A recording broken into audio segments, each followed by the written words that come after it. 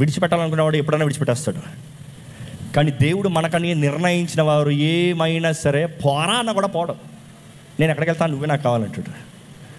మా యేసు ప్రభు దగ్గర కూడా అదే జరుగుతుంది చూస్తామండి. యేసు ప్రభు ఎప్పుడైతే 5 రొట్టెలు 2 చిన్న చేపలను ఆశీర్వదించాడో, అందరికి ఆహారం మంచిగా తిన్నారో, చాలామంది శిష్యులు వచ్చారంట ఆయన వెంబడిస్తానికి.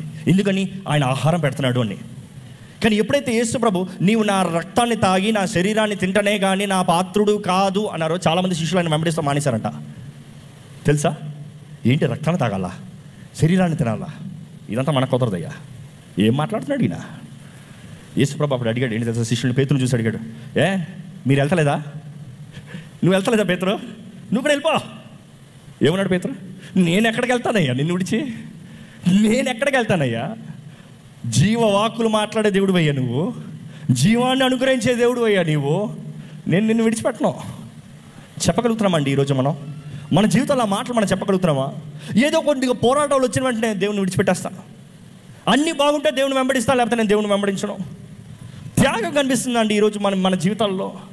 త్యాగం కలిగిన జీవితాలు జీవిస్తున్నామా? లేకపోతే నాకు అన్నీ ఇస్తే దేవుడిని నమ్ముతాను, నాకు ఇవ్వకపోతే నేను దేవుడిని నమ్మను అంటున్నావా? గత వారంలో నేను ఒక వ్యక్తిని కలిశానండి. నేను సేవ చేయాలనుకుంటున్నాను అన్నాడు ఆ వ్యక్తి. వండర్ఫుల్, నిజంగా చాలా సంతోషపడ్డాను. కానీ వివాహం చేయదలుచుకోలేదు అన్నాడు. వివాహం చేస్తే సేవ చేయలేము అన్నాడు. నేను షాక్ అయ్యా. నెక్స్ట్ ఇంకో మాట అన్నాడు, నేను దేవుని ఒక్కటే కోరుకుంటున్నాను, దేవా నేను సేవ చేయాలంటే నాకు డబ్బు తిండి తక్కువ కాకూడదు అన్నాడు. గుండె అయిపోయింది నాకు.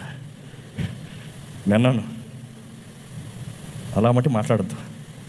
డబ్బు ఉన్నా డబ్బు లేకపోయినా, తిండి ఉన్నా తిండి లేకపోయినా, ఖడ్గమైన కరువైన ఏది ఎదురైనా నిన్ను నమ్ముతున్నాను, నిన్ను వెంబడిస్తున్నాను, నిన్ను సేవ ఆపనని చెప్పు.